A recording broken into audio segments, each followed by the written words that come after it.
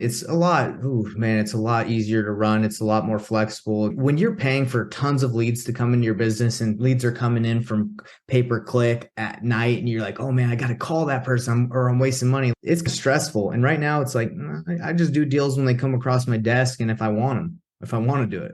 Hi, this is Garrett Sutton, and you're listening to the Average Joe Finances Podcast.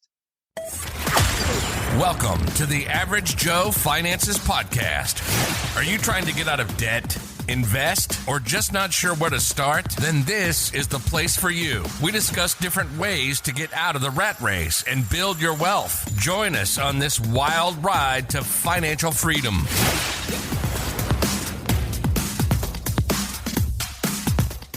Hey, welcome back to the Average Joe Finances Podcast. I'm your host, Mike Cavaggioni, and today's guest is Nathan Payne. So I was recently a guest on Nathan's podcast, and I was like, dude, you have to come on my podcast. Absolutely. The stuff that this guy does is absolutely awesome. You guys are going to love his story. Speaking of his story, and actually before I even get to, how are you doing today, man?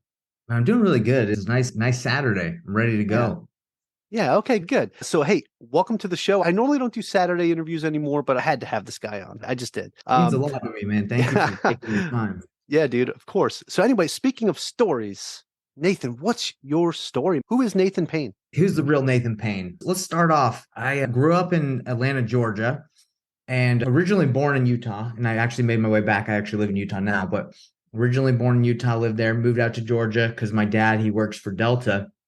So there's a big hub, big airport in Atlanta. So moved out there, grew up there, wrestled in high school, was big into wrestling. I really enjoy it. I actually do jujitsu right now, which is like the grappling. It's how I kind of stay in that sport. Did wrestling. After graduating from high school, I went on a mission for my church for 2 years, from 19 years old to 21 years old.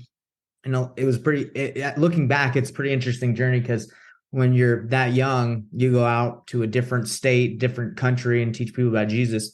So they did that for 2 years, didn't watch any movies, didn't listen to any music outside of classical or church music. So it was a good discipline, a good way to learn how to set goals and accomplish things. So after my mission, I went to school. I went to college at BYU, so Brigham Young University, but it was a sister school. It's in Idaho, so BYU, Idaho.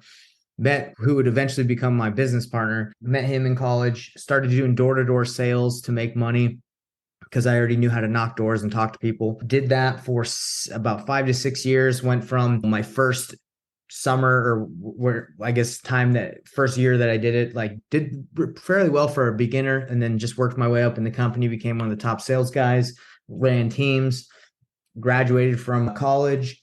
And then it was time to figure out if I wanted to continue to do wanted to do door-to-door or get into something else. And then I got into real estate because my roommate that I had met in college that later then became my business partner, he was doing real estate in college. And I said, hey, let's start doing real estate now. So he quit his job. I quit the door-to-door and we just went all in to real estate. I had no idea what I was doing, but I figured it out. Nice, man. Wow, that's some background. And to make such a decision at a younger age, so you left the comfort of home, right, at the age of 19, went on a mission for 2 years. And during that time, you said you were really able to discipline yourself, right? You were really able to learn some self-discipline there. And I think that's a key thing that I want to touch on because I think that's something that you carried over into your business side, right? Onto your entrepreneur side. So You met your partner in college. And so what were you doing with the door-to-door? I was selling Dish Network, satellite TV. Yeah. So it started out, I was selling Dish and Direct my first year. So depending on what kind of service they have, I'd pitch them the other one. Sure. And we just we go to neighborhoods where we'd say, hey, our trucks are in the area. A lot of people have been complaining about their bills being high or going up. We're here to see if we can help people lower the bills. And then we would go in there, show them what our product was and try to close them right then. That was like the goal. Because if you didn't close them then, good luck. It probably wasn't going to happen.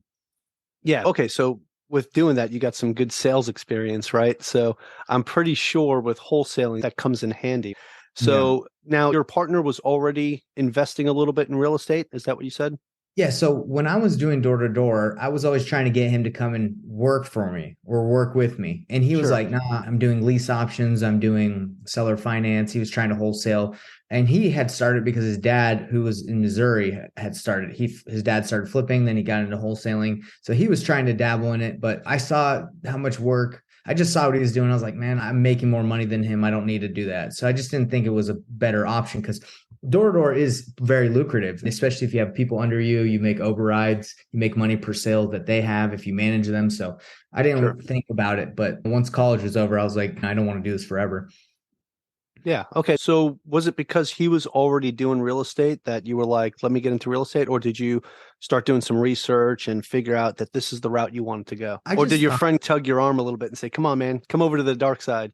No, it was interesting. After college, he went and got a tech job. So he wasn't even really doing real estate. He had gone off on that route doing tech sales. And I reached out to him because I had done a couple interviews, right? I was trying to figure out what I wanted to do. I met with some super successful insurance guy that did property insurance in like California. He told me like how to get into it. So when I had decided to move on from door to door, I went and did some interviews, got in a suit and started interviewing with people. And I was like, man, this is whack. I don't like this. Because I went and interviewed with some guy that like did medical insurance or something like that. And he was like asking me like why he should hire me. And I guess I have some pride. So in my mind, I was like, why? I feel like this guy's like trying to see if I'm good enough when I know I could crush whatever I do. And at that moment, I was like, yeah, forget this. Not to him, but just in my mind, I was like, I don't need this. So then I reached out to Corey and I was like, dude, you're doing tech sales. I'm good. You're good. Let's figure this thing out. Let's go all in. So I didn't really realize that until now, but that one interview where I had the suit and the guy was looking me up and down and it almost felt like he was judging me, which he probably was. I was like, I don't need that. And I didn't do it. Then I was out. Yeah. So you decided to stay away from the corporate world pretty early on. So that's good. So how old were you when you made that decision to start investing in real estate? I think it was 26, 27. 26. Okay. Yeah. Right on, man. Good deal.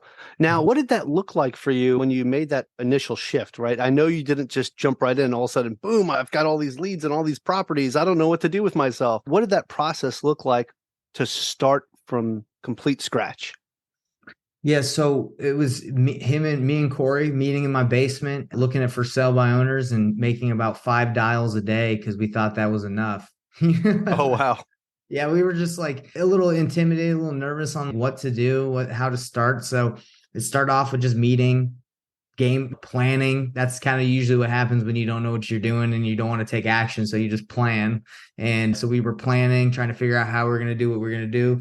And eventually we just decided to take a little bit more action, just go a little bit more. It wasn't forever. It was like a couple of weeks. And we're like, dude, we just need to go for it. So I would say the first couple of weeks we were just we were hesitant, but we knew we were trying to figure out what to do together at my house, in my basement. All right. Yeah, that's fair enough. So you guys are figuring it out, finding yourselves, finding out, what you needed to do to make this happen. So obviously 5 calls a day wasn't cutting it. So might have been more, but I think it felt like 5. Yeah, it's all good, man. But what did it look like from that point where you started off with the minimal calls per day to the point where you got to your first deal? What kind of difference in the activities of what you were doing? What was the difference between day 1 and day of we're getting our first deal? Yeah, so from being in the basement and just trying to figure it out and make some calls and not having a lot of direction, Corey and I had posted on our Facebook groups, our Facebook pages, hey, we're looking to network with some agents or people that are wholesaling in the area. Corey had someone that had reached out to him because of his post that was an agent, like a friend through a friend, said, hey, my broker at my agency or my brokerage wants to get into wholesaling. You guys should come and meet him. So we went over there, sat down with them, and the broker at the time was like, hey, I really want to get into wholesaling. I had a dream about wholesaling. And we're like, really? Let's freaking do it. He's like, I'll give you guys a place to work here. I'll give you the Mojo dialer. I'll give you some lists. Anything that you get is yours. But if you get any listings, hook me up. And we're like, okay. So then we just started going to his office. We had a place to work, felt a little bit more serious. And we just were hitting that Mojo dialer nonstop, like 8 hours, crushing it, talking to sellers. And that's really when things picked up, is when we started getting on the multi-line dialer and making calls and talking and getting rejected nonstop. Right on. So did you actually wind up getting him some listings too? Yeah, we got some listings because what we did, because of the background I had in door to door, we would go knock for a couple hours a day and then we would call. So we went knocking. We actually got one of our first deals from knocking. It was like an Nice. $18,000 deal knocking. And then we got him, I think, two listings, one from knocking and then one from calling within the first couple months. So yeah, it was working well. Okay, right on. Yeah, with I'm just curious now because I'm also a real estate agent, so I'm like, maybe I should get some wholesalers to just make some calls for me. But here, use the list, and then anybody just that's going to be a potential listing, then I'll just take those. So, no, 100%. Yeah, that's pretty neat, we man. hooked him up. There was this one deal that we did that at the time he paid us, I think, $42,000 a wholesale fee on it, but I think he ended up flipping it and making 200,000 on it. It was a sick deal Nice. from a guy who inherited this other guy. It's an unfortunate scenario, but the guy was on meth. He inherited a property from his dad and he just was messed up. It took us a couple months. We had to feed the guy. We had to buy him groceries. Yeah. But we got the property and yeah, it was wild. It was a wild situation. Wow. Yeah, it's amazing the things that you can encounter, but also the problems that you help solve, right? I think that's one of the biggest things. Every wholesaler I know, it's you're not really in the real estate business, you're in the problem solving business, right? 'Cause that's what you're doing when you wholesale, right? You're taking a problem that someone has and you're giving them a solution, but still in the real estate business. But that's the way I like to look at it, right? You're like a big problem solver. So, Exactly. And I would even say like wholesaling isn't necessarily investing, right? Because you're not like keeping properties. You're basically right. it's like a sales job, right? You're moving stuff and it's active income. So you're continuously have to do it. I think it's a great stepping stone to get into real estate so you can start investing. Yeah, absolutely. And then, you know, once you start really hitting it pretty big, you could start taking some of those profits and buying some properties. And or if you even find a good deal that you thought was going to be a wholesale, but you're like, you know what, I can actually turn this into a rental, then you have those opportunities as well. So that's one Exactly. of the good things about it, I think, because there's a lot of diversity, right? When you're sitting here making those phone calls. And it just depends on what kind of deal you're going to pick up. And again, if it's going to be a good enough deal, you can either get a really big finder's fee for it, or you can turn it into a rental property. It just depends on what your goals are. And some people just like getting those big checks. Yeah. And some people are like, hey, I want to do it for the long term too. So speaking of that, you started the wholesaling thing. And now at this point, you guys are really starting to crush. Did you start investing in real estate yourself?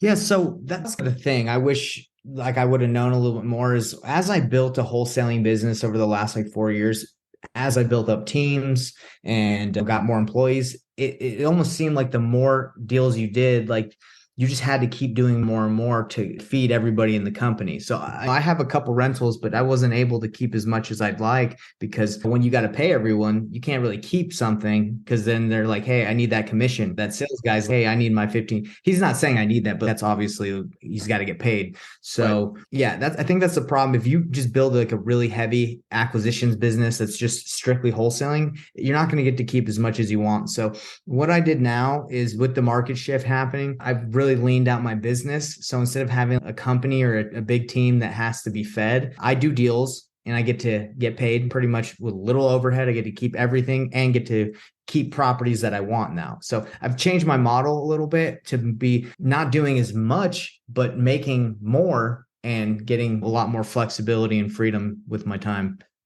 Yeah, that's interesting, man, because you built it up pretty big, right? At one point. And that's a very good point, right? Everyone that's a part of the deal has got to eat, right? Yeah. So when you start building up your team and it gets too big to the point where you start to realize your profits are really getting chopped down quite a bit. So I'm glad that you were able to actually make that shift. A lot of people just can't do that, right? And they wind up getting stuck in a situation where they wind up losing everything. So the fact that you were able to realize, hey, I need to start trimming some of the fat is pretty good. So what kind of like outsourcing do you do now? If you're doing most of the stuff yourself, do you have like any VAs or anything like that helping you out with lists or phone calls? Yeah. So my business right now is just a couple virtual assistants that help me with my coaching business and help me with the real estate side. Me that has the connections with the buyers in my area. And I have an acquisitions guy, like a closer, right? And he doubles as a closer for our coaching company and for real estate deals. So there you go.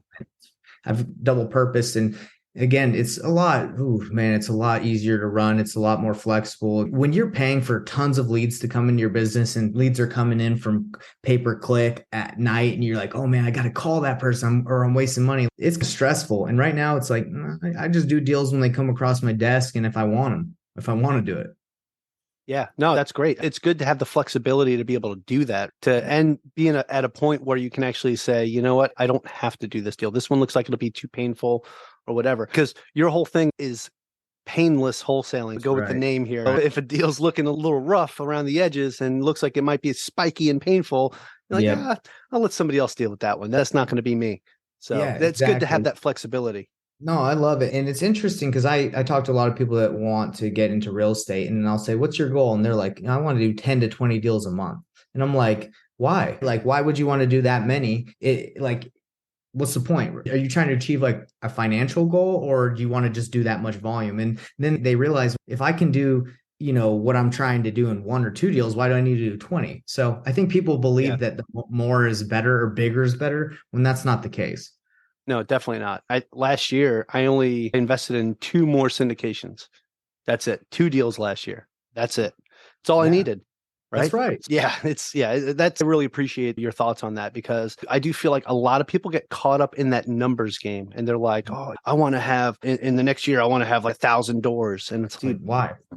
What for what? Take your time. It's great to scale and to scale fast. Absolutely 100%.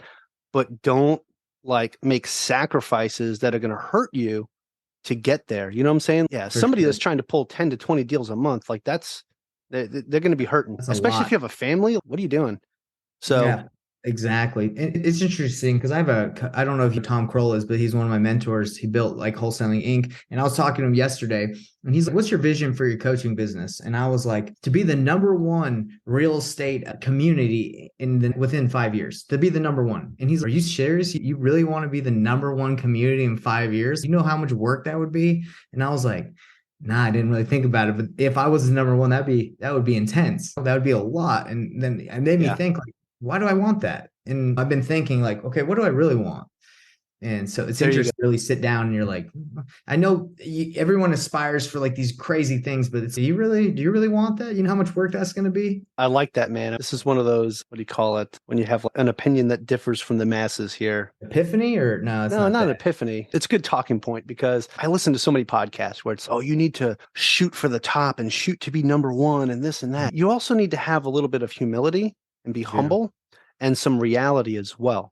So that's what I'm getting out of you. And that's what I like, man, because you have to be reasonable and be down to reality. Right. Because the thing is like everyone has these BHDs, right? These big, hairy, or BHGs, right? These big, hairy, audacious goals or whatever. Right? And it's like, it's great. You could set the standard high, set the bar high. Grant Cardone's a big proponent of 10X, 10X, 10X, 10X, right? 10X is great. Set your goal for 10X. That way, if you don't make it, at least the journey there, you still crushed it. Don't say, oh man, I'm just going to do 1 deal and then whatever. And then no, go shoot for the 10. But then when you get 3, that little number 1 that you originally had, you just did 3 times better than what you originally set for yourself. So do the work to get yourself to that higher number, but also make it so that you're not killing yourself in the process. So I like that, man. That's realistic. So I appreciate your perspective. And it's a good thing to talk about because again, a lot of other podcasts don't talk about this. They just talk about the top. Yeah. So no, I like that. I agree with you. All right, man. Okay. So speaking of that, as you're setting these goals, now you originally said, okay, man, I want to be the number 1 real estate coaching community, like going to be the guys. Now that you've come to grips with reality, so to say, right? Reality. What is your goal now with your coaching business? Actually, this morning I spent like a couple hours. I know it's weird, but a couple hours meditating and thinking about what I want. I feel like I have some clarity on what I'm really trying to do. So I really believe like the reason why I'm in real estate, and I believe the reason why most people in real estate is not to do real estate transactions necessarily because they get pumped about it or they love it. They do it because they're trying to accomplish a specific goal of like financial security, more time with their friends, or more time to do things that they believe are truly important to them. So that's like more what my goal is. Like, hey, I want to teach people the most effective way to get started in real estate so they can have that financial security and that time to pursue things that actually matter to them. Because if you ask me, like, Nate, do you love wholesaling? Do you love real estate? No, I don't. I'm just going to be straight with you. And I enjoy it. I think it's a good job, but that's not why I'm doing all this. I'm doing all this so I can have more time with my wife, more time with my friends, and feel a sense of security as much as you can in this life. Hey everyone, Mike with Average Joe Finances. The Real Estate Wealth Builders Conference, aka RubeCon, is on for 2023. It'll be May 4th through the 6th in Phoenix, Arizona at the Sheraton downtown. I'll be speaking again this year and I want to see you there. This year I'm doing 2 speaking events, one about growing your investor network through podcasting and the other is about investing while in the military. We have some great speakers lined up, so you don't want to miss this conference. Visit averagejoefinances.com/RubeCon, REWBCON, or the link in the notes below and use promo code Mike for discounted tickets. See you there. What if I told you that you could be debt-free in 5 to 7 years? Hey, it's Mike Cavaggioni with the Average Joe Finances podcast, and I partnered with the Shred Method to help you pay off your mortgage fast. I personally used this method and was able to invest in 2 large multifamily apartment deals, pay off almost $30K in home renovation debt, and pay down a large chunk of my mortgage all within 3 months. I am confident in the Shred Method because it works. Did you know that you can eliminate your mortgage with the power of a simple tool called a HELOC? You can learn more about all of this at theshredmethod.com/averagejoefinances. And if you use that link, you're going to save $200 off of your initial cost. Again, this is something that I know works because I use it myself. And that's www.theshredmethod.com/averagejoefinances. Or just click that link below.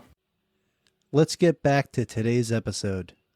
Yeah, 100%, man. That's perfect. And the fact that you sat down and meditated on this and really thought on this for a couple hours, that's huge. And I think a lot of people don't realize that needs to be part of your routine, right? When you're setting goals for yourself. And I feel like I'm even having an epiphany myself when I think about what my goals are for like Average Joe Finances and also the coaching side, because I also do financial coaching, right? What are the goals for that? And I've stepped back from that and I actually started onboarding more coaches. So now I have other coaches that are helping me take care of clients. But the thing is, I don't think I've ever really sat down and said, this is where I want to see myself in 5 years on this side of the business. And I think now I need to sit down and really think about that. I've got my vision board up here that I'm looking at with my goals for this year. I was up really late on January 1st, finalizing this thing, man. And I look at it and I'm like, the things I have on there, I'm like, I don't even think I have everything I wanted on there. I was like, I think I need to add to this.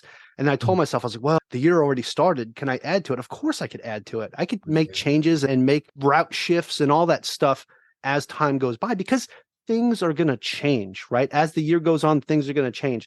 And I've already told myself that 2023 for me is going to be like the great reset. This is where I'm going to actually come back down to myself and say, okay, where do I really want to go this year? What is the number one thing I really want to do? I just started a new business, man, doing inflatable nightclubs out here in Hawaii, completely unrelated to real estate. And it's right now I'm trying to get this thing off the ground. And I had dinner with a buddy of mine the other night, and we usually get together once a month and have a business dinner. We go over what we're doing. He has a really successful churro business out here on the island. Okay. And he told me, he's like, man, dude, just make a bandit sign that's really simple. Says we start parties and then the business phone number. And I'm like, dude, that's genius. So that's what awesome. That's what I started doing. So I'm like, okay, that's what I'm gonna do. I started making flyers and stuff. I'm gonna start putting flyers out all over the place. I'm probably gonna walk around door to door and things like that as well. Stuff that over time has slowly left my comfort zone because it's something I haven't done in a really long time. So it's okay. I need to like humble myself and get back down to the roots, right? I need to get back down to where I was with sales. Right. And get back into that mentality. That's why I'm like, when you mentioned what you talked about, like with meditating on it this morning, like I really feel like that hit me, man. That hit me for sure. And I appreciate your honesty and your reality. And I'm certain my listeners are going to appreciate that as well, because I really pride myself with the guests that I bring on this show being really authentic people. And you are proving that over and over again with each response to everything that you're doing. Yeah, man, I appreciate that. Because I try to just like, for me in my life, just really find out where I'm going, right? Because we're all limited on time. We all 100%. Only 24 hours in a day, all of us. So we got to use that wisely. So you got to figure out what you want and spend it the right way. Yeah, we were pretty limited when I was a guest on your show because we were on a battery percentage of that laptop there. Right. That's good stuff. I got your charger today, so we're going to talk for hours. No, I'm kidding. I'm ready for you. We could. I know I could talk to you for hours, man. But okay, let's get back into it. You got to this point, and now you know where you want to be with your coaching business. You know where you want to be with your real estate wholesaling business. So what are some of the things that you utilize to make your business work? Do you have any CRM systems that you use? How do you actually get your lists that your VAs are calling? Like, how do you put all this together? Because we're going like the whole soup to nuts thing here with starting a real estate business. Yeah. So I actually bring it back to like, how can anyone start, right? Yeah. How can anyone start and get into real estate? Because I do that, right? Because I got lean and I said, okay, I don't want to spend all my time cold calling. I don't want to spend all my time pulling lists and doing all this stuff that I know how to do. I even have a CRM from my big business that has like 180,000 leads in it that we've paid money on. But do you know how much time it would take me to call those people and follow up and do it? So I said, I don't think that's the right way to go. What is the fastest way to get a deal? And that's what I'm going to do. And that's what I'm going to teach people. So let's just start from there. So usually, when you do off-market deals, you have to negotiate with the seller, which I'm very good at negotiating. I can talk to them, but you have to find them. Are they in the right? Do they have the right motivation? Are they in the right time? Do you catch them at the right time? And if you did, then you sign a contract. So that portion of calling, following up, trying to get a hold of them and getting them to sign a contract, that can take a long time. It can be quick, but it can take a long time. So I said, look, I know how to do that really well, but I kind of want to skip that part. I don't want to do that, even though I'm good at it. So what do? I believe that the buyers are the ones, especially now in this market, that have the power. They're the ones that pay you. The sellers, obviously, it's good to have a good seller so you can get the contract and either buy or wholesale it. But the buyer is the one that actually gets the transaction done on a wholesale deal. So I said, I'm going to get tight with all the buyers in my market, and I'm just going to find them deals. And I can find them deals that are already under contract, so I don't have to do that portion of the deal. And I can just connect them and broker the deal, right? Bring them the deal and they'll pay me a fee. So that's what I do. Okay. So are you are you connecting with like other wholesalers and being like, hey, you got something on the contract, I got a buyer for you. And then they pay you a piece of that. That's right. 100%. Okay. Oh, I love that, man. Yeah. It's joint venturing or JVing. I just closed it. I just did a deal last week for $19,000 on a JV deal. The previous week I did $30,000. I did another one. That's what I do majority of the time. I say, I know no matter what I say, whatever my message is, people are just going to go out to sellers and they're going to get deals, right? They're going to spend most of their time because that's what's mostly being taught is just go find the deal. But these people, once they find the deal, half the time they don't know how to sell the deal. So I spend most of my time developing relationships and finding out how to disposition properties. So when I see people that have deals, I just say, hey, I got a buyer. Would you be down if I brought it to them, if I was able to pay your fee, or let's just split the fee? And they say, yeah. So a majority of my business is just connecting wholesalers that already have deals to buyers and then agreeing to a JV, a commission split, which is usually 50-50. But if they're in my program, I give them 60%. And that's just what happened on that $19K deal that closed. I think it was yesterday. He gets $11,400 and I get $7,600. He's happy. I'm happy. I didn't have to negotiate with the seller, never saw the house, didn't do anything. I just made a phone call to one buyer and he wanted it. Nice. Yeah, there you go, man. Okay. Yeah, I like that. It sounds, as you would say, painless. It's painful, brother. It is. I'll tell you what's painful. What's painful is trying to follow up with sellers that you're not sure if they want to sell. Finally get a hold of them. They're talking to 5 or 10 other people. That's painful. I know because that's all I did for 4 years. And it's okay. You can make great spreads, dude. I've made tons of money doing that, but I wanted to do it part-time. I wanted to build the coaching business, focus on that, teach people to do what I'm doing. Because I believe what I do is something anyone can do part-time. Anyone can do it if they have a W-2, like if they have a normal job. So that's like when it comes back to my vision and what I'm trying to accomplish, I'm trying to teach people how the most effective way to get into real estate part-time so they can get financial freedom and pursue other things with their free time. That's what people want. So why give them a giant job, a giant business that they don't want to run, wholesaling business, when I can just teach them how to get deals part-time? Yeah, no, that's fantastic, man. It'd be hard for me to do out here in Hawaii since I'm a real estate agent. If I have buyers, that usually it's a little harder to do that. And we have some funky rules out here in Hawaii, man. But I absolutely love that. And I love the fact that it's a system that makes it easier on the person that is trying to make the transaction happen, right? Again, like I said earlier on this episode, is that you're a problem solver, right? You're solving this person's problem that has this property under contract and they're trying to find a buyer. You're bringing the buyer, and that buyer, you're solving their problem because they're looking for another property to put under their belt to either flip or make into a rental property. And you're solving two people's problems now at this point instead of just the seller. So that's fantastic, man.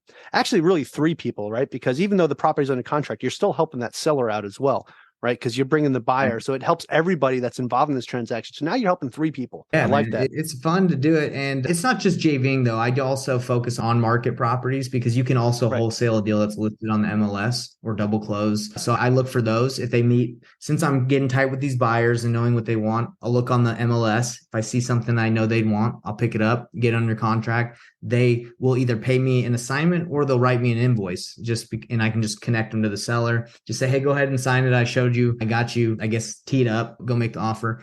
And, but I want to tell you something interesting about how I do the deals. Is that okay? Yeah, absolutely. So this 19K deal we just did, it was one of the students members of my program, and he brings me a deal in Columbia, South Carolina. It was a house for sale by owner that had listed at $340, way overpriced. But you know how it is for sale by owner. They try to do as much as they can half the time. Of course. So they have it at $340. My guy, Noble, offers $380. So sorry, $340. He offers $280. So it's $60K. He thinks he got a good deal. He's, hey man, can you help me find a buyer? I can't find anyone. I look at it. I'm like, man, you're too high, brother. Like you need to be, I just checked with my buyer because like I said, I got tight with buyers. So I just called one. The buyer wanted to be like at 200 because the guy just did his comps wrong. So I said, dude, you got to get this down to 180, 185 for this to make sense. And I have a buyer. You got to go renegotiate. So he's okay. I didn't think they'd do it. He calls them, renegotiates it down to 185. So just like that, I told him what our buyer needed to be at. They dropped their price. He cut that listing price in half. I know, bro. And the thing is, the sellers probably were just crossing their fingers, no love. So they're probably just like, whatever, this is probably where we need to be because the house is trash. So it's interesting because this property that was not a deal if you just looked at it, $340, we got it all the way down. We're able to wholesale it, solve their problems because they were trying to get done with it. And we were able to help out my buyer and get it done. So crazy how things work out like that. Yeah, that's awesome, man. Yeah. Good deal. Thank you for sharing that, man. Just to see like how that deal worked out. And even at the point where it looked like it was a done deal, like you're just going to walk away from it, still was able to make it happen. So you're a person that's in your program's got some good negotiating skills. That's for sure. Yeah, for sure. Especially when he came in and said, oh yeah, 280. And now he's coming back saying, oh yeah, let's take another 100K off that. And then still getting the seller to buy into that. That's pretty darn good. Very interesting. Yeah, that it got done. But yeah, closed. Got it done. Nice, man. Well, congrats to all of you on that. That's a great deal. Okay. So Nathan, I want to transition this into something that I call the final round because I feel like we could just keep going all day on this, bro. And this will be like a 10-hour podcast episode. And I can't do that because I got a couple of things scheduled for today. I feel you. The final round is where I'm going to ask you 4 questions, same 4 questions that I ask everybody that comes on the show. It's a little bit, we'll put you on the spot, but also helps us understand how you are under pressure, which I'm pretty sure we already know that just because of how you've been crushing it, man. So if you're ready to go, we'll get this party started. Let's get it. I like that float. What did you call that? The pop-up party? The floating party? Yeah. Let's do it. Nice, man. Okay. First question, and it's a doozy, is what's the biggest mistake you've ever made in real estate? Yes. So I've had this question before, and I think this is the answer that I always come back to. And I bought a property in California that had a squatter in it, and I did not know there was a squatter in it. And that was a big mistake because when we tried to sell it again, nobody would touch it because of the squatter. They were like, the squatter rights, we're not trying to get into that. So I didn't know anything about that problem. I didn't know that there was even a squatter in there. And so we sent somebody out there to give the squatter like $500 to get out. And the squatter's, give me $2,500 and I'll think about it. Pretty much. Right. So I was like, man, that's not how I rolled. I was very annoyed because I'm like, this guy's stopping me from selling this house. So I flew out to California with my business partner, and we pretty much got the guy out. But that one day flight got him out. Next day we flew back. It's a crazy story, but I don't want to get too into it. But yeah, don't buy houses in California if they got squatters. There can be some problems. Yeah, I just in California in general, like their landlord tenant laws are pretty rough and very tenant friendly, and it's hard to invest in properties in California. Yeah, for sure. Yeah, man. Okay, that's definitely a big mistake, and definitely make sure there's no squatters in there before you do it. Yeah, Hawaii has some crazy laws with squatters too, so yeah, that's definitely an important thing. I guess the next question will feed off of that one probably, but what is something that you've learned that you wish you knew when you first started? I think, like I told you in the beginning, like we started making a couple dials and we thought that was good. I've learned that if you want to be consistent in this business, it takes massive action and consistency. And that's something I wish I would have learned better or more in the beginning, was the amount of action required to do deals. Because it really takes, if you want to be consistent, like 5 offers a day, certain amount of calls. So yeah, I wish I would have known that in the beginning. Yeah, 100%, man. That word consistency is something I used on your podcast as well. I think that's huge when I was talking about how to build a podcast up, man. Like consistency in anything that you do is huge. So yeah, definitely appreciate that. Okay, next question. And again, these all kind of feed into each other. You'll see the theme here. But do you have any tips or tricks that you would recommend to someone that is just getting started today? Yeah. So it comes to the way I show people how to get into real estate. The first thing I teach everyone to do, and the first thing I recommend, the first tip is when you get in, connect with someone that's doing deals. Connect with somebody that's a cash buyer, I would say, in your area of what you're trying to get into, because they'll pretty much mentor you. They'll tell you what you want. They'll answer your questions. If someone came to me and said, Nate, what are you looking for? I'll find you what you want. I'll tell you what I want if you go and do the work. So that's my first tip. You want to get into this? Get with someone that's doing it. Yeah, 100%, man. That networking piece is huge. And just to meet people, I always tell you got to go out to real estate meetups, conferences, meet people. And I always tell people too, don't find the person that's been doing this for 20 years and try to talk to them about it. Find the person that started 2 years ago or a year ago, because they're closer to the same spot where you're at right now. And the guy that started 20 years ago, things were different 20 years ago when they first started. Different programs, different everything. Yeah, that's huge, man. Appreciate that. So the last question of the final round is an opinion-based question. And because you have a podcast, I'm going to preface this with, besides your own, but do you have a favorite business, investing, or real estate related book or podcast or both? I like Wholesaling Inc. podcast. I listen to that. But yeah, I would say out of all that you brought, I'd say Wholesaling Inc. is a good podcast. Okay, fantastic. Appreciate that. All right.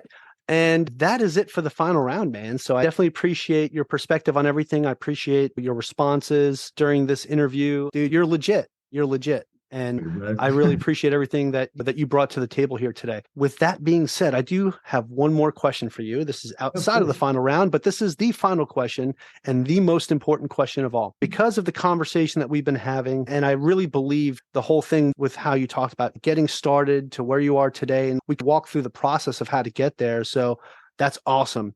I'm sure I have some listeners here that are like, man, I want to know more about Nathan, about what he's doing, about his podcast and things like that. So where can people find more information about you? Do you have a website you could share with us, or social media or anything like that? Yeah, of course. So Investor Thrive is my company, investorthrive.com. If you go there, you can contact me, you can reach me, you can see all my stuff, investorthrive.com. You can even sign up for our little community mastermind. That's the number one place to go. But if you want to just chat or see the kind of the materials, I guess the content, I have a YouTube channel, Nathan Payne. You can reach me on Facebook. It's either me responding, or if I'm busy, my VA will respond to you in the messenger. But yeah, you can reach me on any platform under Nathan Payne or Investor Thrive. Awesome, man. I appreciate that. And again, I appreciate you. Thank you so much, man. This has been fantastic. Thank you, brother. All right. Hey, and to my listeners, thank you so much for joining me and our special guest, Nathan Payne, on the Average Joe Finances podcast. Go leave us a 5-star review and tell us what you liked about today's episode with Nathan. Aloha from Hawaii, and have a great rest of your day. Thank you for making it to the end of this episode. Greatly appreciate you being here with me today on the Average Joe Finances podcast. If you haven't done so yet, make this the episode that you go leave us a 5-star rating or subscribe to our YouTube channel. The Average Joe Finances podcast is for informational and entertainment purposes only. Have an outstanding day. Thanks for listening to the Average Joe Finances podcast, your source for beating debt, saving money, and investing. Learn more at averagejoefinances.com.